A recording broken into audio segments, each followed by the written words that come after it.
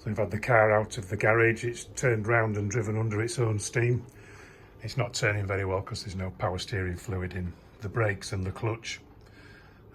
They need another bleed, but just turned it round to start having a go on the tailgate. So the rusty bits here cut away. This is quite rough, this bit here.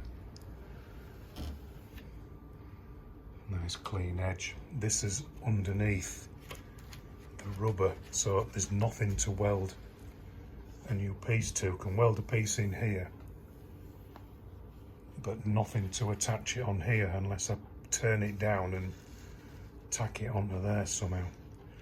Gonna need some thinking about.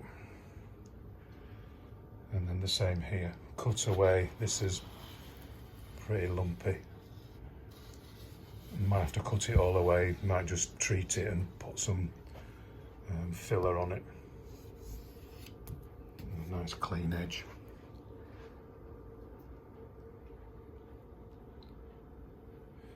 But same again. There's just this rubber thing for the glass which I've got to get very careful going up against. And there's nothing to weld to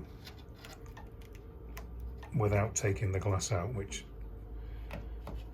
that's bonded in, and I'll probably end up breaking it, and then that's big expense. So I don't know. Best way would be take the glass out and then weld a new piece in and glue it back in, but we'll see. Time to think. So after making a few cardboard cutouts and shaping some pieces in, welded some bits in and ground them down. Left a bit of ventilation on purpose.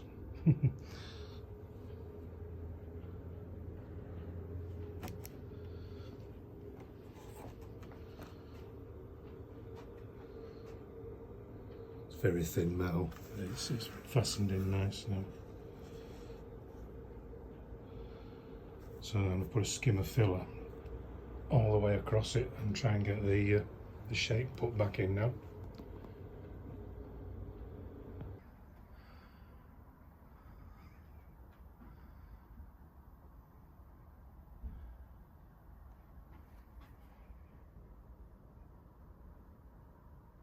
Filler sanded flat, bit of primer on it, and then a bit of knifing putty over the top.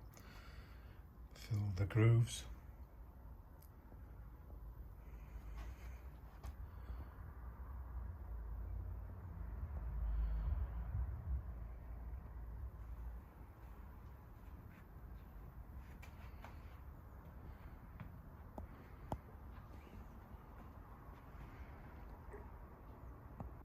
So after a bit of time, it's finally done. Top coat on and a clear coat over the top of it. Not too bad. The rubber seal needs a bit of heat on it. I think it's a little bit crinkly. It's not quite fitting flush, but the paint match is all right. It's good. Well, black paint is pretty easy to match, really.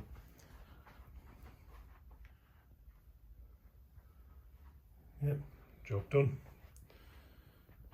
So in the end, I did weld some patches in, turned the ends over down there so they sat up, welded them in, ground them down, treated it with K-rust on the crinkly bits along there, and then just some body filler over the top, and then some glaze to fill in the bits and the bubbles that's left behind by the normal body filler.